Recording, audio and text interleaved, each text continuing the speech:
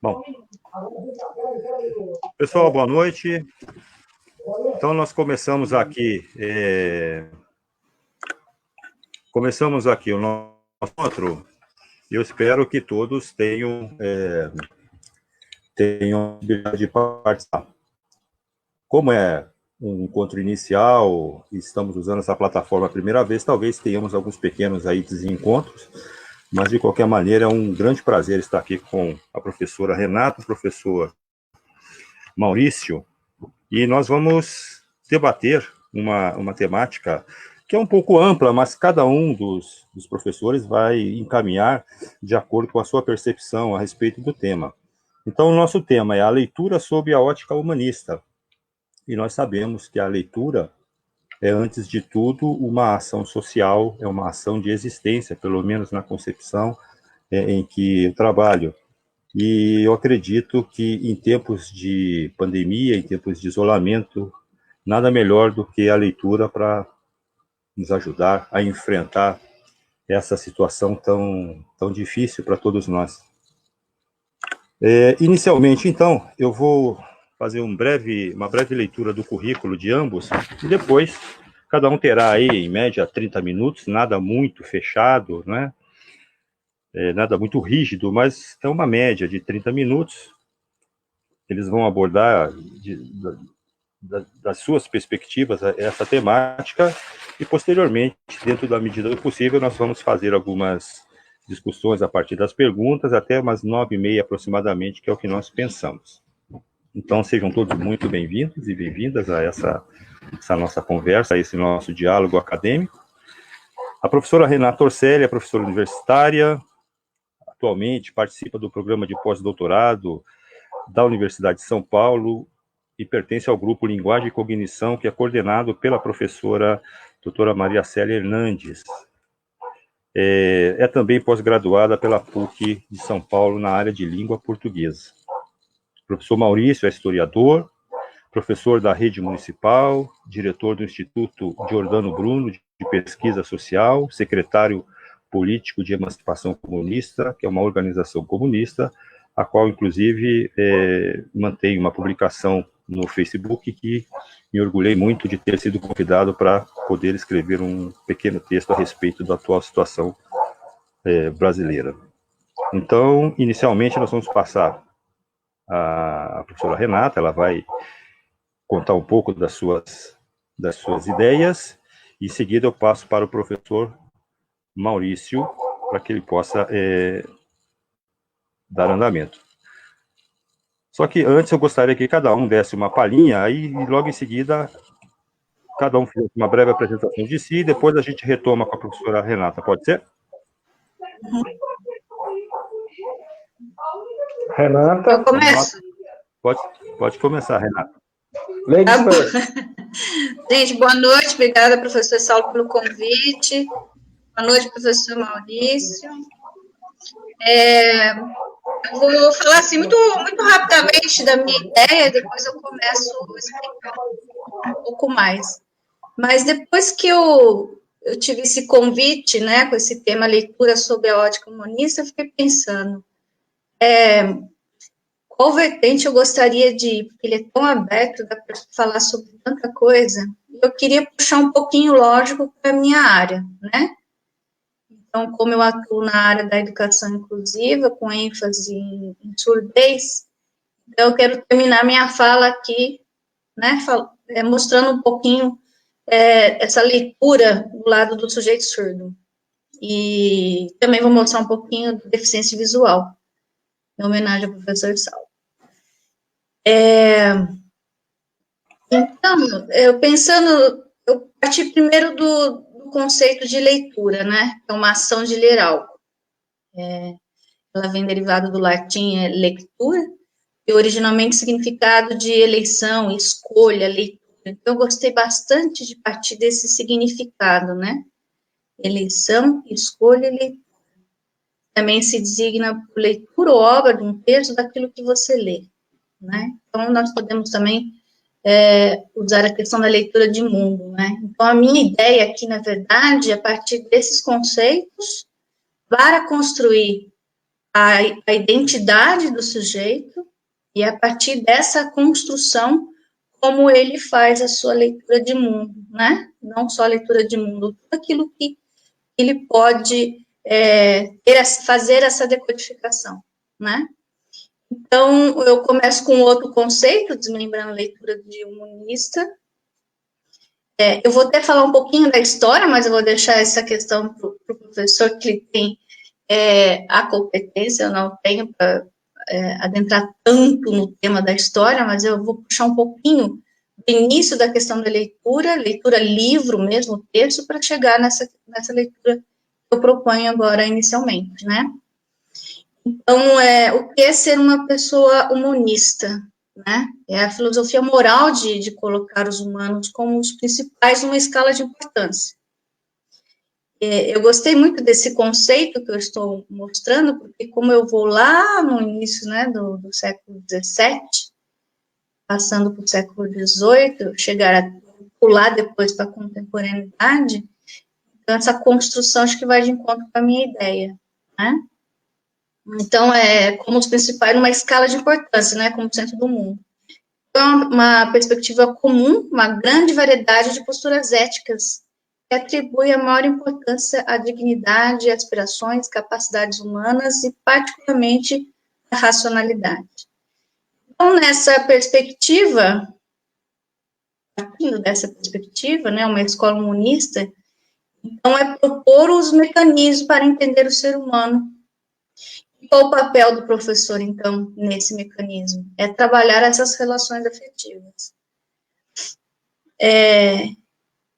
Eu estou usando muito isso, na verdade, na minha realidade, né, essa minha leitura hoje, como nós estamos vivendo esse momento das aulas remotas, né, e eu ministro muitas aulas remotas, inclusive, se meus alunos estiverem assistindo, beijinho especial para todos vocês. Então, nessas aulas, nós estamos muito distante, né, o virtual ele não consegue propor essa proximidade. Então, eu percebo o quanto o aluno se sente só, né, nesse momento. Então, fazendo essa leitura desse momento que vivemos, por questão do isolamento, né, do temperamento de cada um, então, em detrimento a todos esses fatores, a questão afetiva, ela deverá, ou melhor dizer, ser muito valorizada. Então, sempre que eu termino a aula, eu falo para eles, por favor, beijinho, coração, flor, eu fico buscando, né, pedindo, e eu percebi que a partir disso, né, desse pedido de manifestação de carinho, nós conseguimos fazer uma interação muito mais prazerosa. Os alunos já chegam mais alegres, né, mais ativos, então a aula foi de uma forma bem mais gostosa, né. Bom, então, quando foi proposta, né, esse tema para a nossa discussão, eu fiquei imaginando, perdão, vou para que lado? Então, a minha proposta é começar, mesmo partindo da questão da leitura na história, né, do século 17, 18, até o momento, né, até o que nós chamamos dos livros paradidáticos, né, a interdisciplinaridade. Então, nós buscamos mais elementos para ajudar nessa formação do sujeito, né, na formação da identidade, construção da identidade do sujeito. Então, a leitura, ela influencia, né, e ela faz despertar em todos nós, dos mais variados sentimentos. Voltando um pouco no tempo dos textos literários produzidos por volta do século XVII, né, naquela época a sociedade era constituída por uma estrutura com uma divisão bastante delimitada, né, em relação às classes sociais. Não havia entendimento familiar, mas sim uma estrutura de poder centrado nas propriedades de terra ou por um sistema de linhagens de família, né, isso segundo Pereira.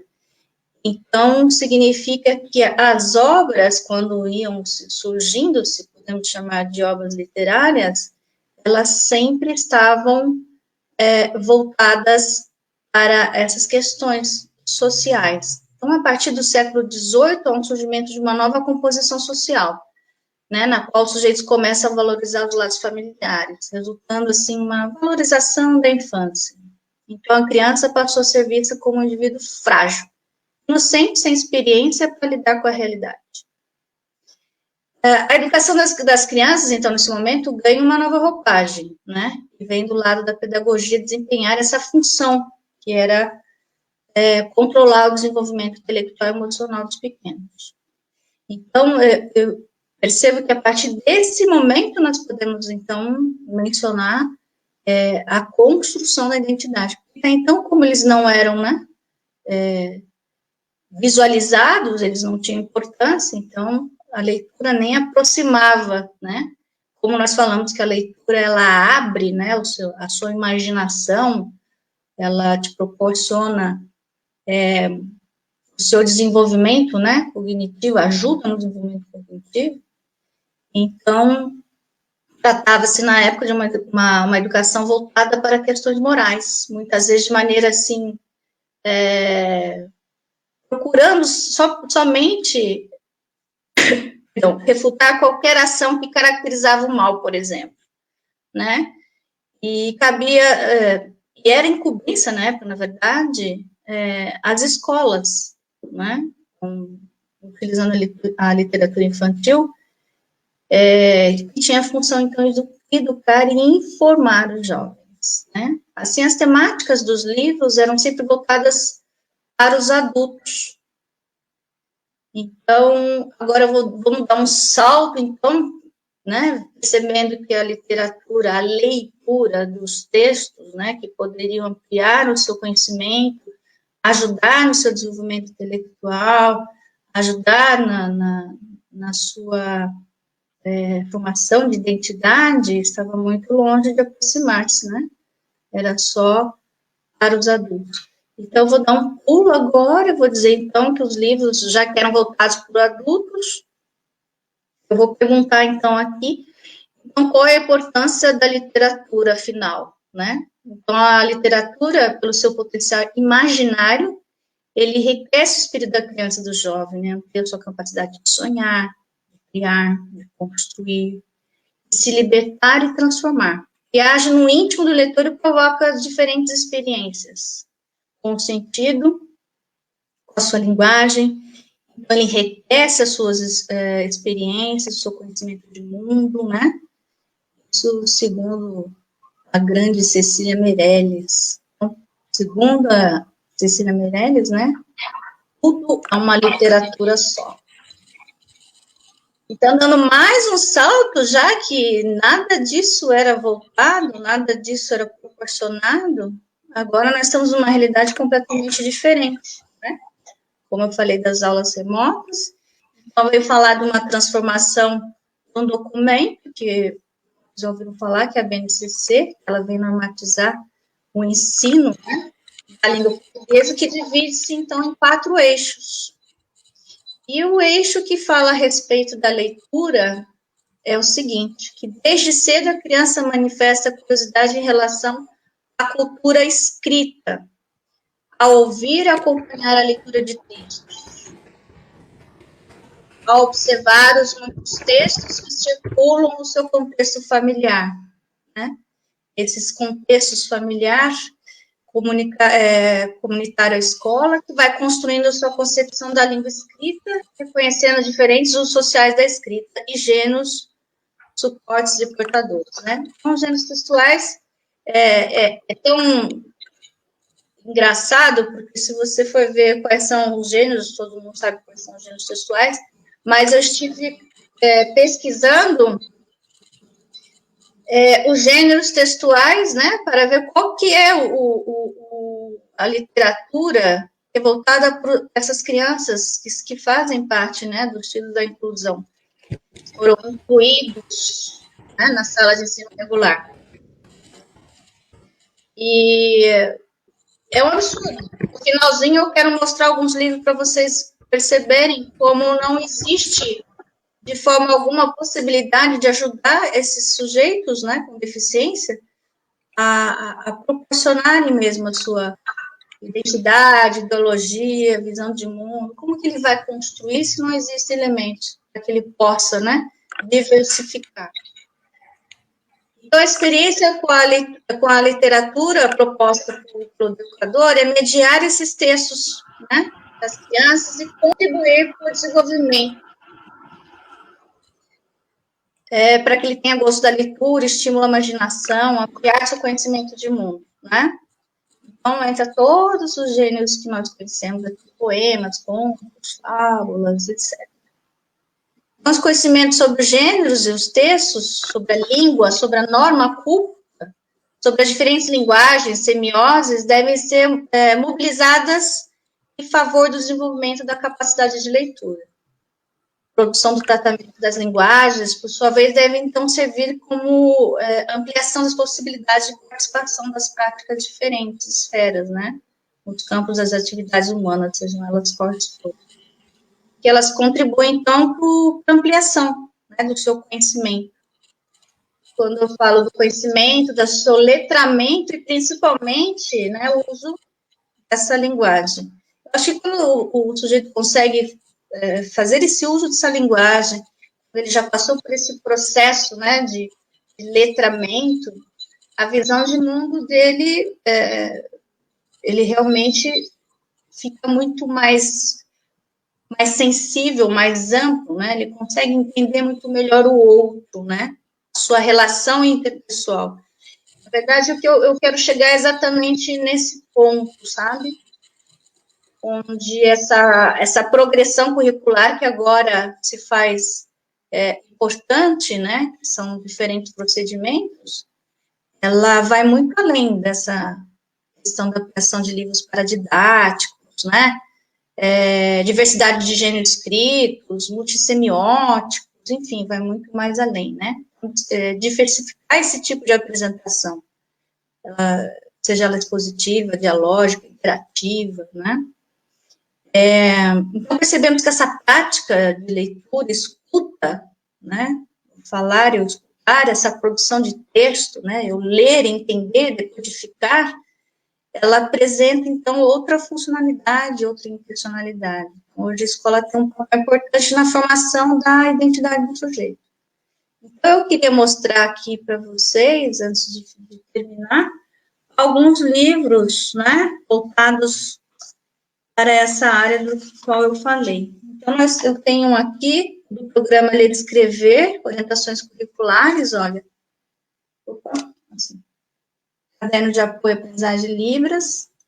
Se você me permite, eu só vou mostrar rapidamente aqui para vocês perceberem aquilo que eu falei, que vai completamente de encontro, né, a próprio documento, né, a própria necessidade que nós temos agora, nessa realidade, essa diversidade de pessoas, né, de circunstâncias, do momento do qual nós vivemos, como que os livros estão chegando, né? Como essa criança vai fazer essa leitura de mundo que a gente tanto menciona. Então, essa aqui. Textos instrucionais, né? Que são aqueles instrutivos. Receita de bolo. Vai vendo, gente. Que dureza. Bom, aí ele pede para dar um vocabulário muito simplinho, né? E aí, vem aqui, desenhe. Tá vendo? Nossa, não tô sabendo chegar aqui disfarça. Ó, desenhe. Entenda e desenhe. Aí eu vou para os outros gêneros. História, sexo 4. E não é assim, né, gente? Não é assim. Ensinar para o surdo, cadê o conteúdo? Como que ele vai, né? Como que ele vai conseguir fazer essa leitura? Gente, não tem, ó. Olha aqui. Isso que é oferecido, né? Aí nós temos aqui, que eu já acho que chega mais perto da realidade, mas ainda está, como eu disse, perto, não é o ideal, mas é o que temos, ó. Falando em literatura, esses são os livros paradidáticos, então nós temos ali, ó, a imagem, né? Ai, gente, não tô conseguindo. E aqui, ó, Isso não é texto, gente, são frases curtas, ó. Né? Mesmo assim, ele já está mais instrumentado, né? Ele já dá mais ajuda. E aí eu tenho esse que eu pedi que os meus alunos criassem, né? Então, vindo de encontro com a necessidade, com a especificidade de cada um, ajudando, então, o interessante é que você traga realmente temas atuais, que você possa aproximar, né, o mundo. Então, meus alunos fizeram, sabe? Então, nós criamos as histórias, claro que ela está sendo instrumentada, né, com a imagem, ele precisa do concreto, a língua de sinais juntos, né? Aqui eu falei do professor Saulo, ó, Peter Pan, ele todo em braille, ó. Né? Aqui sim, a gente, né, nós temos, além disso, ele tem o áudio, né, vai narrando a história e ele vai acompanhando. Então, assim, eu acho que ele vai podendo ter acesso ao mundo que o cerca, né? Como que ele vai poder fazer a leitura, seja lá do que for, porque nós falamos no início que a leitura não é leitura só de texto, né? A leitura que eu faço do mundo. Eu acabei de dizer até no início a leitura que eu faço das minhas aulas remotas, né? Com os alunos. Começo perguntinhas muito, professora, tá, dificuldade, tá, ou então não responde. Então, quando você consegue essa relação interpessoal mais próxima, quando você consegue, então, trazer toda essa questão da humanidade mesmo, as aulas ficam, nossa, absurdamente mais gostosas, né? Então, eu acho que, para finalizar, eu posso dizer, então, que essa leitura, né, não vamos tomá-la como pé da letra, só ler livro, né, ela vai muito, muito além disso. Então, existem outras formas contemporâneas, né, como as narrativas metodológicas, desconstruindo estereótipos. Então, enfim, eu acho que ela pode ser das mais diversas possíveis. Eu acho que o professor Maurício vai entrar um pouquinho na história, talvez até tenha um pouquinho, ligue um pouquinho junto com a minha proposta aqui. Então, voltando, né, meio que para fechar a minha fala, trazendo, então, a importância da leitura mesmo texto, né, do ensino, como esse ensino-aprendizagem vai ser intermediado, para que ele possa formar realmente a sua identidade, né, possa ser um sujeito crítico, que ele possa ter autonomia, né, tanto da leitura, da escuta, da escrita, dos seus valores, éticas, enfim, para que essa participação, né, social seja mais efetiva, não como mero espectador, né, que eu possa ler e entender, que eu possa fazer a leitura de qualquer material, até mesmo a leitura visual, a leitura, né, enfim.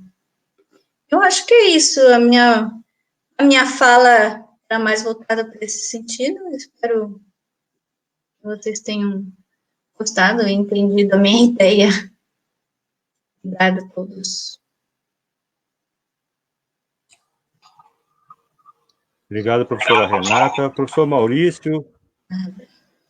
Onde está o professor Maurício? Ele saiu? Acho que a câmera dele estava parada, assim, acho que gelou. Ela voltou. Maurício, você está ouvindo a gente, Maurício?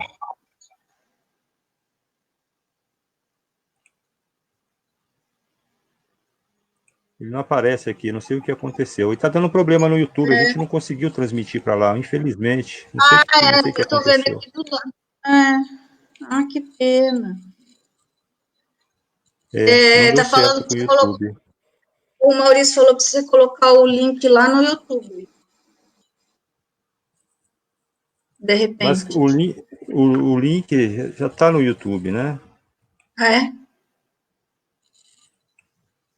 Agora, por que o Maurício não consegue falar? Ele caiu, será? Só se ele caiu, né? Não sei. Ele tá abrindo duas janelas, acho que ele caiu. Fala com ele no celular antes. Manda um... Vou tentar. Vamos ver se eu consigo falar com ele aqui. Mas eu vi o pessoal esperando, tinha bastante gente lá, infelizmente. Agora está sobrecarregado, né? Acho que às vezes Pode ser isso.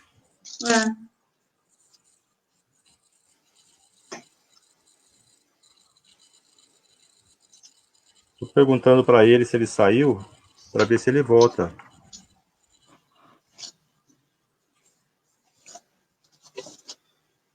Então quando você perguntar, eu vou mostrar mais um livrinho que eu esqueci. Eu separei tanto livrinho, esqueci. Olha, gente, esse aqui é muito legal. É sobre a escrita de sinais, ó. Então, é um livro, ó, que o surdo pode fazer uma leitura sem mais aquela historinha só de figurinha, ó. É uma escrita, chama Sign Writing. Ó, legal. Por que eu não consigo pôr a câmera aqui? Ó. É muito legal, ó. Eu vou esperar ele, ver se ele volta.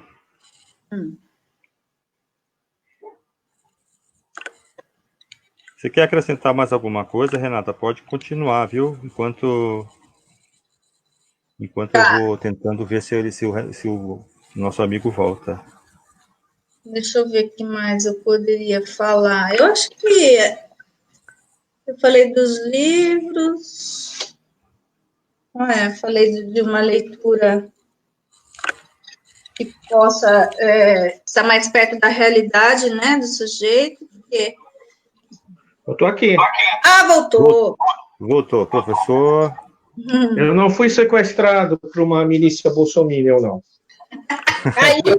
Você caiu. Esse que eu não sei. Caiu. Então, eu fui comer Maurício, infelizmente, não sei o que aconteceu com a questão do YouTube, cara. Putz, tem o pessoal seu lá reclamando, mas eu realmente não sei resolver isso agora, não. Você quer começar?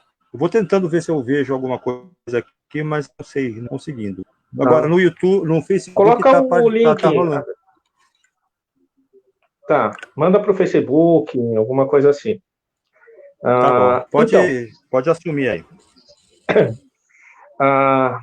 A minha intenção inicial é relembrar meus tempos de professor de ensino médio e também de semestres iniciais de graduação. Então, a minha fala vai ter um aspecto caótico, aparentemente aleatório, mas vai ter uma amarração no final, eu acho.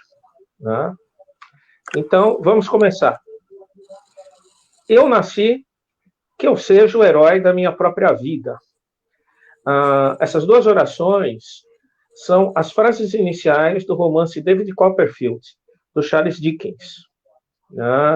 Dickens foi um dos autores mais populares do século XIX, um autor britânico, inglês. A casa de Dickens é um museu. Quem assistiu aquele filme do Clint Eastwood, eu acho que se chama Além da Vida, o personagem do Matt Damon está meio chateado, vai visitar e tem, digamos, um novo link. Por que eu estou falando do David Copperfield? Por que eu estou falando do Dickens? Eu sou um fã de cinema, um cinéfilo de carteirinha, e o cinema é literatura filmada. Há um belo livro chamado Fahrenheit 451, de um escritor inglês chamado Ray Bradbury, que foi filmado nos anos 60 por François Truffaut, o cineasta mais sensível da Nouvelle Vague francesa. Foi filmado em 66. E, numa cena, o personagem Montag, um bombeiro, ele lê justamente esse romance. E são sublinhadas essas frases. Eu nasci, que eu seja o herói da minha própria vida. Do que se trata o romance e o filme? Numa sociedade distópica do futuro, os livros estão proibidos. É um crime possuir livros. Quando os livros são apreendidos, os bombeiros, que não apagam incêndios, e sim são incendiários, vão até as casas e queimam os livros das pessoas. Tudo é digital, você tem paredes, que são a televisão, né? Então as pessoas só se relacionam com o mundo por uma tela digital. Montag é casado, a mulher dele passa o dia inteiro vendo TV, vendo a parede, né? E ele se sente cansado. Então, um belo dia, ele pega um livro, por curiosidade, e começa a ler. É muito, muito interessante essa cena filmada. Ele vai ler balbuciando, que foi um dos primeiros modos históricos da leitura. Você lê balbuciando. Qualquer pessoa que tenha trabalhado com alfabetização, com EJA, sabe que as pessoas leem inicialmente balbuciando, e que esse padrão de leitura silenciosa, ele também tem uma história, que é o padrão da leitura acadêmica. Mas eu não vou entrar nessa seara, eu vou deixar para a Renata. E eu quero aprofundar esse romance que corre nos anos 60, na década de 60 do século passado, né? Onde você começa toda uma crítica a um certo padrão de comunicações. Você tem o McLuhan, você tem Marcuse, enfim, toda uma crítica do comportamento. O Montag, conforme ele vai lendo, a vida dele vai se abrindo. Todo o enfado, toda a chateação, toda a pentelhação se tornam insuportáveis. E ele vai começando a fazer uma biblioteca, ele começa a juntar livros, né? Porque ele encontrou um novo sentido da vida. A individualidade dele começa a com outros valores, com outra visão de mundo. Ou seja, se torna completamente uma sociabilidade. A individuação, que é diferente de processo de formar individualistas. Nesse sentido, a leitura foi para o bombeiro Montag, o Dickens, uma ponte entre o indivíduo e o social. Ele começa a se ver como um indivíduo social que quer ter uma história. É muito diferente da nossa época, que nós temos individualidades isoladas, eu diria até não é o conceito de indivíduo social. Aquele que tem uma relação de simbiose com a sociedade, onde o crescimento o crescimento da sociedade é também o seu crescimento, e o crescimento de si também é o crescimento da vida social. Eu, nada mais, nada menos, estou trazendo para a arena das ideias concepções que foram desenvolvidas por um alemão do século XIX chamado Marx, principalmente na sua fase inicial, fase de juventude, principalmente a obra Os Manuscritos Econômicos e Filosóficos, onde o Marx, no interior daquela sociedade burguesa, que estava dando saltos de expansão, ele começa a pensar o que é o indivíduo. O que é o indivíduo nessa sociedade? E na tradição marxiana e marxista, da qual eu faço parte, eu me esforço, surge um conceito que, ao meu ver, é central, o conceito de totalidade. Ou seja, tudo que nós vivemos, ele se constitui em uma totalidade. Não existe uma economia separada, não existe o mundo das ideias separadas, a esfera religiosa não é separada do todo, as partes não existem independentemente do todo. Enrolei. Ou seja, então, por exemplo, uma proposição que se tornou comum nos tempos obscurantistas do Brasil, nós precisamos escolher entre salvar a economia ou salvar vidas. Essa proposição, ela é falsa, ela é falaciosa. Se você tem a noção do conceito de totalidade, ela não existe.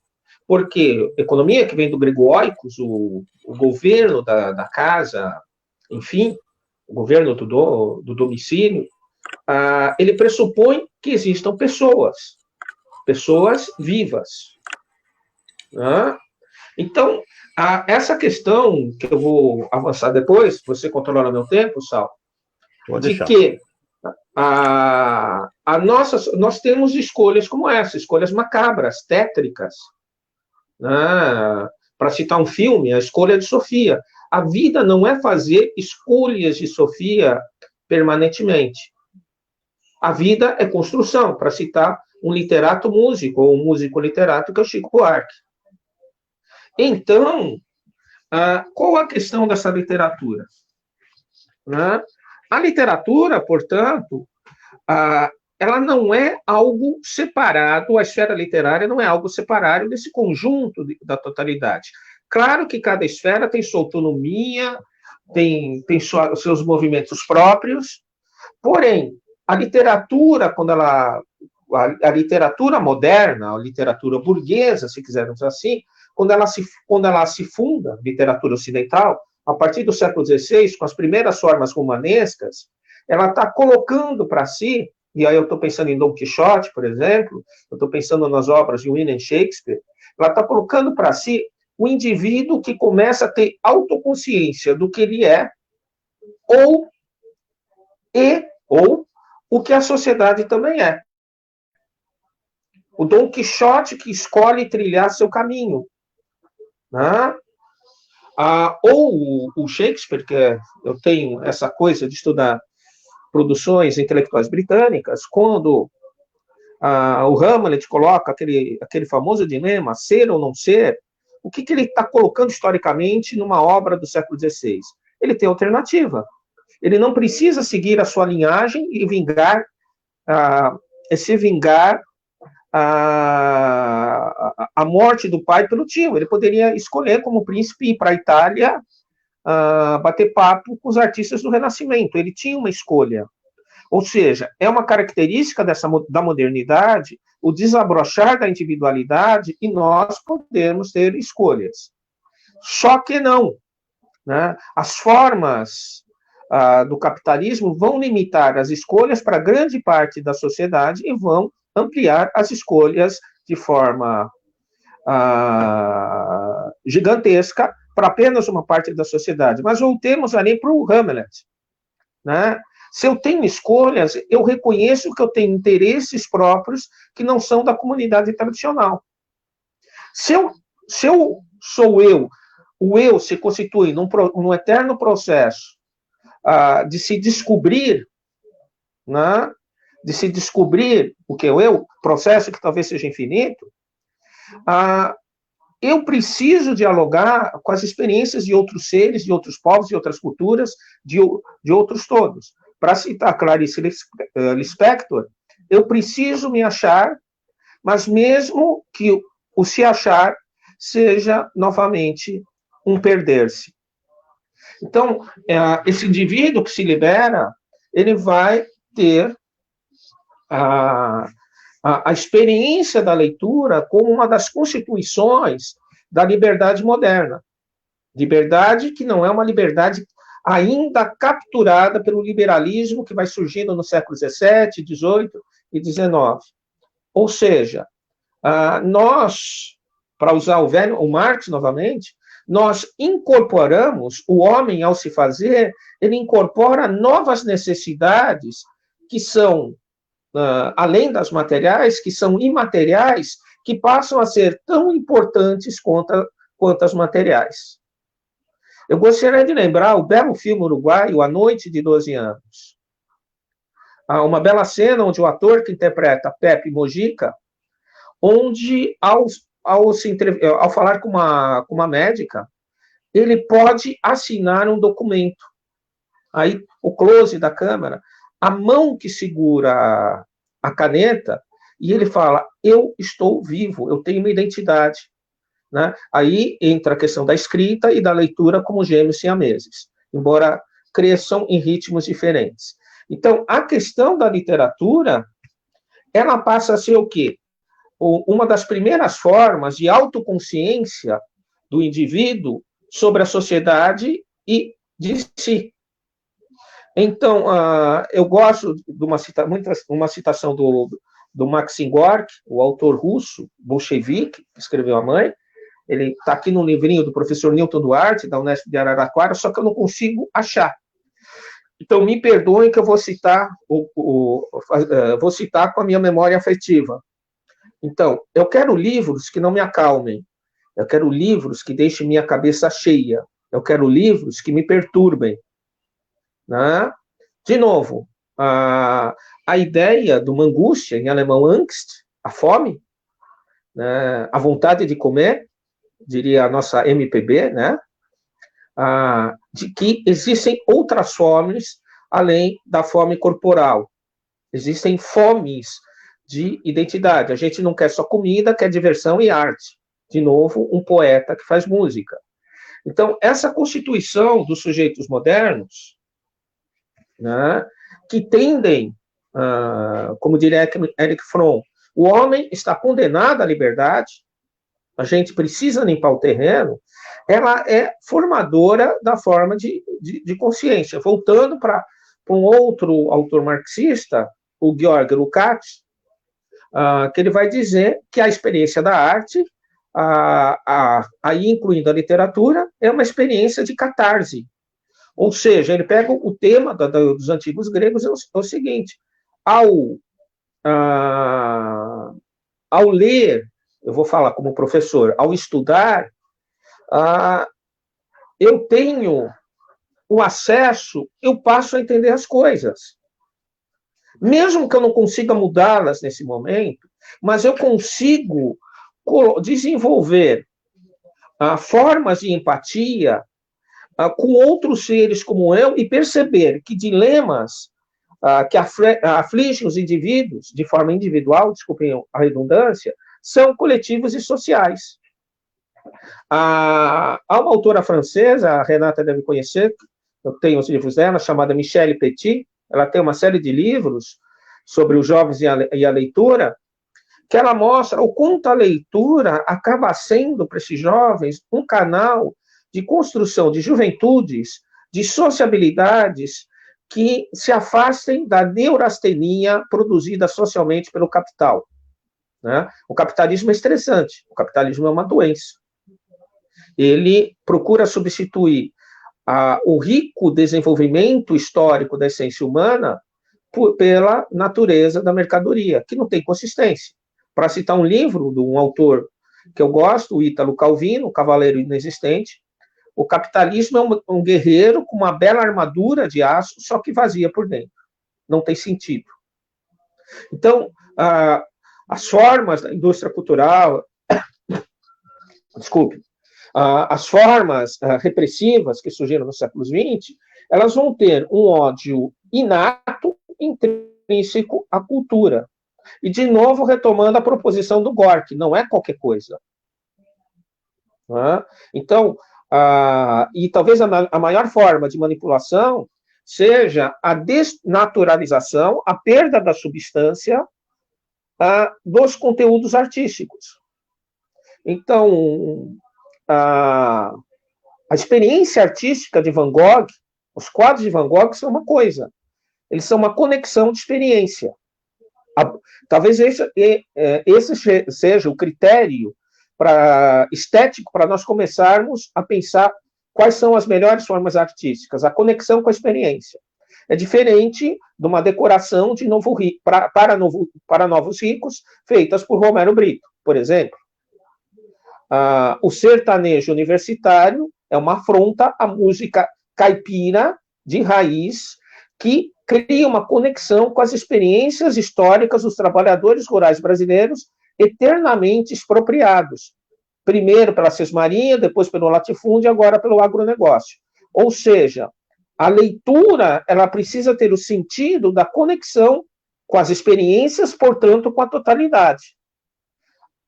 Indo nessa linha, eu vou retomar o grande Walter Benjamin. Nós vivemos hoje o cenário de destruição no qual o Anjo de Paul Klee contempla, esse é o Brasil. Mas um outro artigo dele, muito caro, que é o Narrador, ensaio sobre a obra de Nicolau Leskov. Nesse sentido, o que o Benjamin coloca? A produção industrial, mecânica da cultura, da arte, acaba com a aura do objeto, acaba com a questão da narração, da experiência. Eu fico pensando muito quando eu encaro o EAD. É muito legal, pelo menos um de nós está em outra cidade, você fazer isso com esse diálogo. mas, por exemplo, um sistema de educação, de alfabetização, de educação para os anos iniciais, ou seja, para a educação básica, ser baseada em formas remotas ou de AD, significa acabar com a aura, ou seja, a educação como mercadoria, a cultura como mercadoria, as disciplinas como mercadoria, mecânicas, ou seja, é um pesadelo do operário vivido por Chaplin. Então, a literatura, ela nunca, a boa literatura, a boa ciência humana, ela nunca vai ser aquilo que os sociólogos funcionalistas americanos queriam, ela nunca vai ser funcional, ela nunca vai ser integrada, ela sempre vai causar o desalinho, ela sempre vai buscar uma outra lógica, né?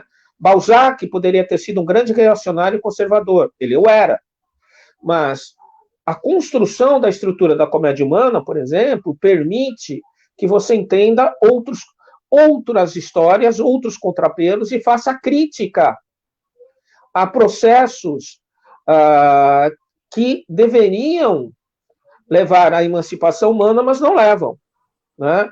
Voltando para o velho Lukács, o mestre de Budapeste, ele vai dizer que a partir de 1848 iniciamos uma era de decadência ideológica.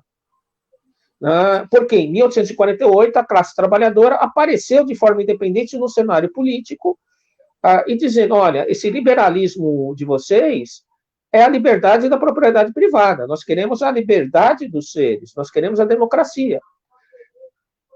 23 anos depois vai ser proclamada a Comuna de Paris. Uma forma de organização social visando acabar com a exploração e visando a igualdade e o fim das explorações e opressões. Então, nesse sentido, de forma geral, obviamente, o capital ele passa a ter ódio das formas culturais mais avançadas, né?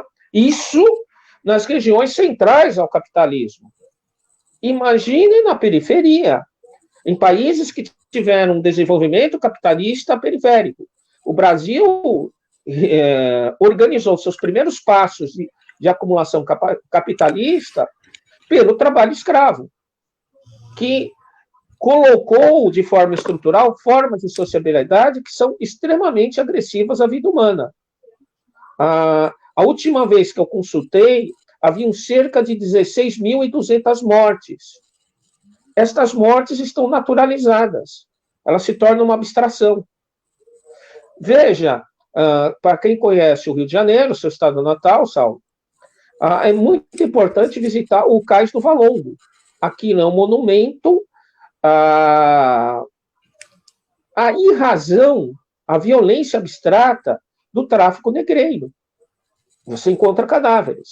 Então, essa violência estrutural, esse desperdício de vidas humanas, né, os CPFs, como agora é moda, né, os CPFs podem ser substituídos, ela é uma base fundante da nossa literatura, da nossa sociabilidade. E a boa literatura é uma reação a isso.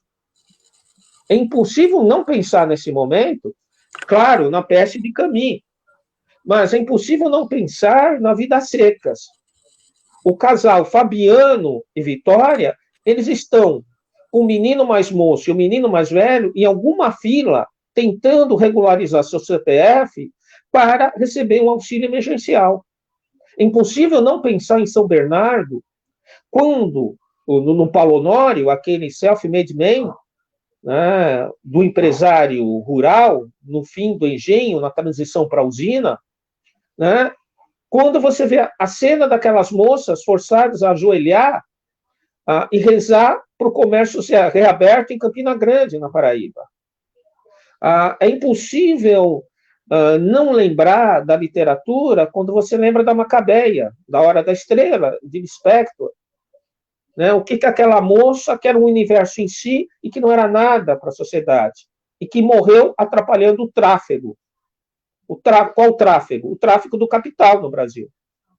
Então, essas experiências literárias, que podem ser de autores nascidos ou não de uma classe mais elevada, mais próximas aos portadores do capital ou não, são essenciais para a humanização do ser social brasileiro.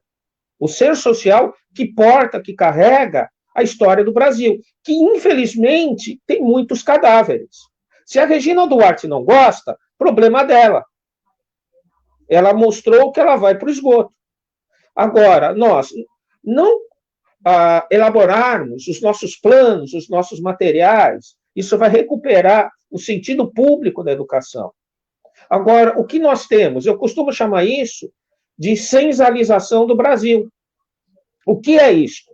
O Brasil retoma uma ótica neocolonial de exportação de commodities é um nome bonitinho, para produtos primários. Uma submissão inaudita aos Estados Unidos, nem na ditadura de 64 foi tão escancarada, né?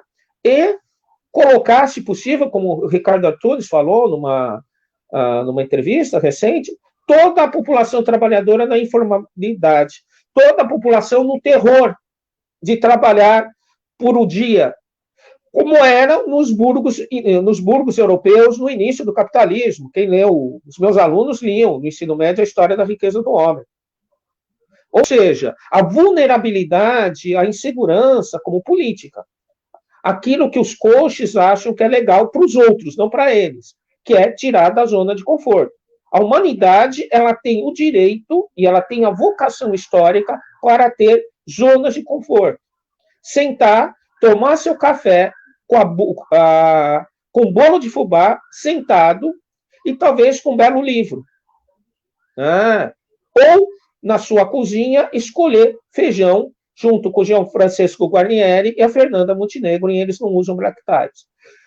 Ou seja, a literatura, a música, os cinemas, outras formas de arte, eles são uma autoconsciência que incomoda. Para esse projeto regressivo e bárbaro da sociedade brasileira contemporânea, que talvez seja um neofascismo, o fascismo do século XXI, eu falo mais como indignado agora, né, é preciso abrir uma guerra ao conhecimento. Nós vivemos a noite de livros, do incêndio de livros do Terceiro Reich. É o Reich-Jeca. Mas justamente está aí a sua afiliação. Então, nesse sentido, retomar os conteúdos literários, os conteúdos artísticos, os conteúdos cinematográficos, é uma questão de construção do eu, dos selfies, mas principalmente da construção de identidades sociais emancipadas e emancipatórias que possam assumir novamente o destino da nossa sociedade. Ou seja, para nós podemos tomar um café com bolo de fubá para todo mundo. Então, nesse sentido, eu acho que eu já falei muito, eu queria retomar para o Fahrenheit 451. Esse bombeiro é perseguido, descobre a biblioteca deles, e ele foge para um local que é um limite. Né? Um local muito precário, sem tecnologia, e aí ele encontra pessoas que são livros. Cada um, antes de fugir, decorou um livro, lembrando que decorar é decore, do coração. E ele recitava esses livros para as pessoas que quisessem ouvir. Para uma época onde a luz voltasse a brilhar. Na eterna luta do bem contra o mal, que o grande filósofo popular, Nelson Cavaquinho, transformou em discurso político musical. Ou seja, essa belíssima obra de Bradbury e Truffaut, que cria as pessoas livros, né, dá uma indicação do caráter humanizador da literatura. Ela não é coisa, ela não é um processo de coisificação, de mecanização denunciado pelos marxistas. Ela é uma nova essência da humanidade. Obrigado pelo convite.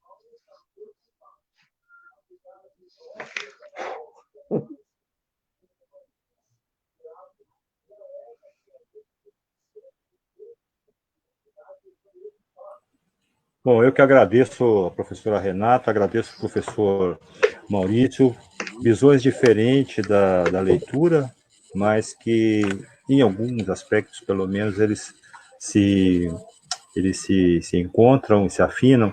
Eu queria só ressaltar que uma gafe aí técnica, esse material não foi para o YouTube. Eu não sei o que aconteceu, sinceramente. Uma perda, porque tinha bastante gente lá aguardando. Depois, Renata, se for o caso, você pode apresentar aos seus alunos as minhas desculpas, porque a gente é meio marinheiro de primeira viagem, né? Então, algumas pessoas conseguiram colocar algumas questões aqui, mas, infelizmente, o grosso do público acabou não vindo. Em relação às colocações, eu acho que eu só queria ressalvar que essa questão colocada pela professora Renata em relação a como produzir material para pessoas com deficiência, que é a área que eu mais milito, é uma tarefa difícil, né? Uma tarefa complicada, no sentido de que você tem que se colocar no lugar do outro, mesmo não sendo o outro, e isso envolve, é um procedimento bastante complexo. Em relação ao que o professor Maurício colocou, eu gostaria só de fazer uma ressalva, uma fala da poetisa Ana Cristina César. Em algum momento ela disse que literatura não é documento, né?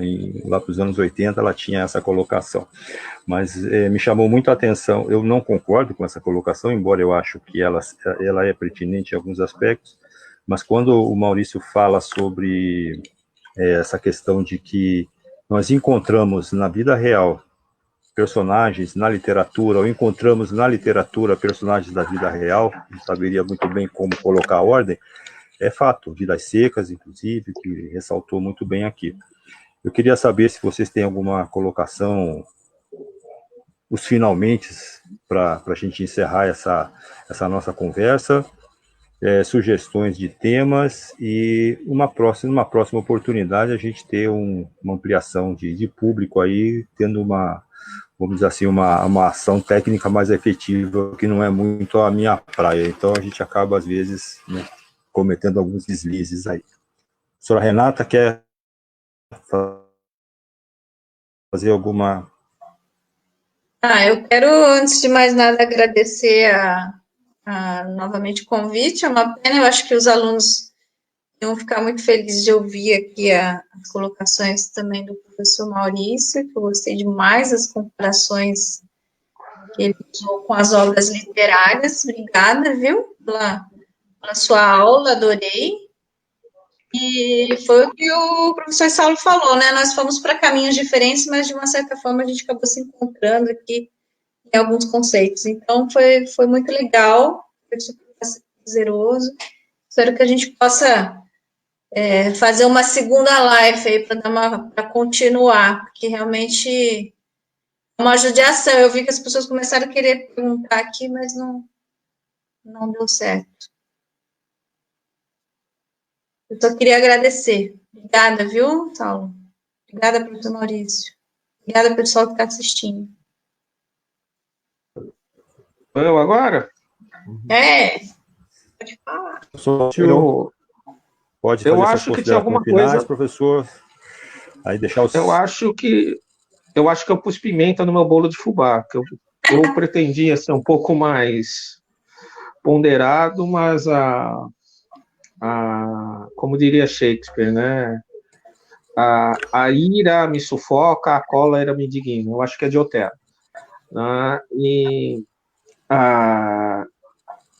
nós precisamos ter, né, vou usar uma citação, a gente precisa carregar a cruz, é um texto dramatúrgico e cinematográfico, a gente precisa levantar juntos e carregar a cruz do pagador de promessas e subir a escadaria. Né?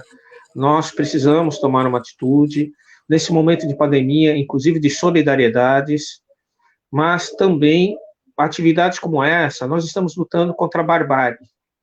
Não é mais a nossa direita tradicional, bicudinha, tucaninha, é um projeto literalmente regressivo, bárbaro. Os indígenas estão morrendo no país como se fosse o início da colonização, né? De forma a se criar uma indiferença do número, né? A estatística esconde a violência. Né? As populações em situação de comunidades, moradores de rua, Ou seja, eu queria lembrar uma grande obra, para terminar, da Carolina Maria de Jesus, O Quarto de Despejo. Talvez um dos relatos mais pungentes da pós-abolição brasileira, que é O Quarto de Despejo, que tem uma estrutura fenomenal, que ela analisa a cidade de São Paulo a partir de uma casa, dos cômodos de uma casa. Então, a parte rica seria a sala de estar, a cozinha, onde se trabalha, e onde ela ficava, ali perto do Canindé, era o quarto de despejo, onde ficavam os lixões do qual ela sobrevivia, e onde ficavam as pessoas invisíveis. Né? Eu acho que uma das funções da literatura é dar visibilidade ao que é invisível, né? E garantir a vida para aqueles que são morríveis nessa nossa sociedade capitalista de via colonial. Foi um prazer ouvir vocês, eu aprendi bastante com a Renata. A inclusão é um elemento de avanço social, de civilizatório, né? Eu fico pensando como na educação remota, como professor, né, você vai diminuir a inclusão, né? Você vai retroagir. Então, é isso. Foi uma experiência prazerosa. Né? Espero repetir isso mais. Né? Convido vocês também a escreverem para a página do Instituto Giordano Bruno, Instituto de Pensamento Livre, que eu dirijo. Um grande abraço.